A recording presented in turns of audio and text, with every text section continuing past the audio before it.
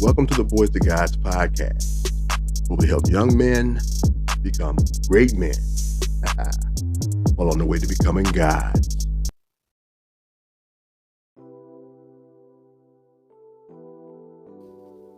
Yeah, so this will be part 5 of 5 in the Becoming a God series. And basically, in this one, I just want to kind of just do a recap, just kind of sum it all up. So it's not going to be a very long one, but in part 1, let's get your mind right. Before you do anything, you got to get your mind right. You got to focus on, what you try to accomplish in this life, man, with the rest of the days that you have left. What do you want to be, and, who and what do you have to become to be that person and to accomplish the things that you were meant to accomplish, And so next we went into, I'll say part 2 was nourish the body. So once you get your mind right, you got to take care of your health, man. You don't know if you're going to be able to accomplish your goals right away, or if at all, to be honest, but it may take some time. And if you're not taking care of your body, if you're not in good health, you may not have the time that you need, or you may accomplish your goals and then maybe you won't have enough time to really enjoy it after that, So you want to make sure you take care of your body. Part 3, I called it collect your coins. And just wanted to give you some basics, some things that help me, nothing groundbreaking, just, some basic financial literacy, man, that I think we've heard it so much that you kind of take it for granted, but just some good solid principles on, earning, budgeting, and saving. If you really, really got discipline, you'd be surprised at how much money you're blowing and how much money you can actually save and stack. Also talked about, side hustles and starting a business, but I really want to just touch on the basics, man. I believe that in becoming a God, you're just well-rounded. You take care of the basics.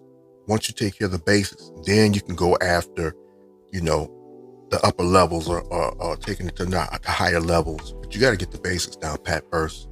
And so again, in collecting your coins, I talked about some basic money principles, things that, we all really should have. And the things that you're going to need to have, on your way to becoming a God. And so after that, part 4 was about building relationships. Talked about finding allies, identifying enemies, how to use allies, how to use enemies, actually. Also, too, and I don't think I covered this, you got to watch the people who are already in your life. Your loved ones. All them motherfuckers really ain't your loved ones.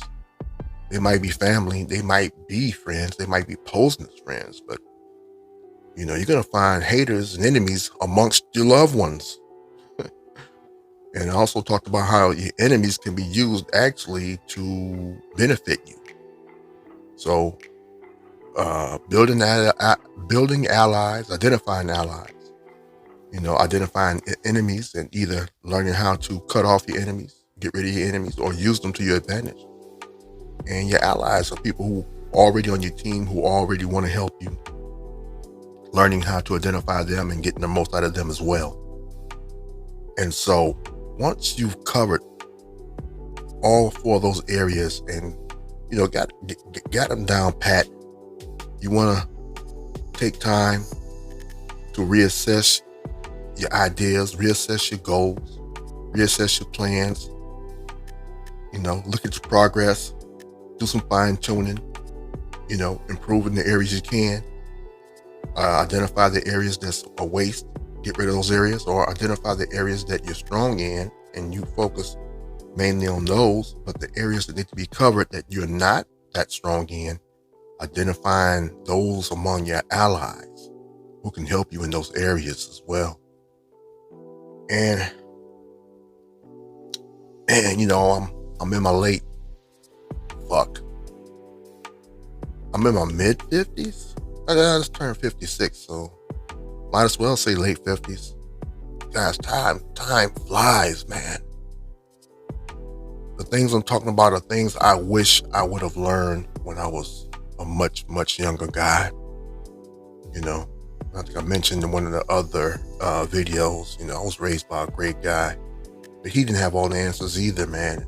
He discovered a lot of shit late in his life. And I guess, we repeat the things that we've learned. I don't know if you want to call that a family curse or not, or what, or they call them generational curses. But I look at it more like it's not, not that it's a fucking curse or anything like that. It's just that, we are a product of our environment, the people around us, those who raised us, those who we interact with, a lot of us never ascending higher than those. And we're always prone to follow the crowd, trying to break out of that cycle, man. It's rough. And so the sooner you start thinking like this, the sooner you can find progress, the sooner you can find the answers, and the more likely you'll be successful, because you're giving yourself an early start to learn the things you need to learn. And in the learning, you're gonna have some roadblocks and some setbacks and some bad breaks. You're gonna have some disappointments. You're gonna make a lot of mistakes. But the sooner you get started while you're young and you got the energy and you got your mind functions a lot stronger, a lot quicker, a lot better. You're processing information faster and better. You got the energy, you got the stamina. You got more time to correct things, to become a better version of yourself. Stack up your chips, to identify folks, to get better. That's a hard lesson too. Learning to read people, man, especially women, man, especially, because your emotions get tied up in women. We're protectors and lovers by nature. And when I was growing up, being a gentleman, now we call them simps, and that's an accurate statement. That's an accurate description. But, you have that mentality, all women are good, there's only a few bad ones anyway, and, all that bullshit, sugar and spice and everything, nice bullshit. We know better nowadays. You guys, you younger cats, people coming up today, man, you got access to a lot more information on just everything in general, not just women, a lot more than what I had, and I was raised by a gentleman to be a gentleman.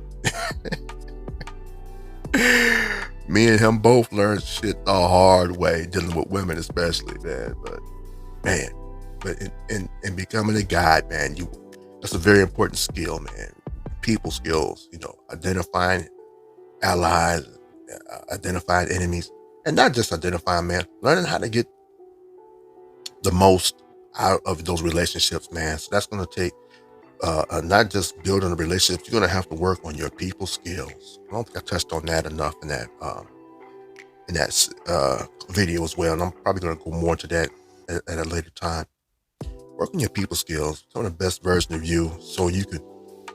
I think I did kind of touch on that, but you want to be a magnet, so you can bring those into your life who are going to help you do better, get to the next levels, and attain your goals and reach your goals.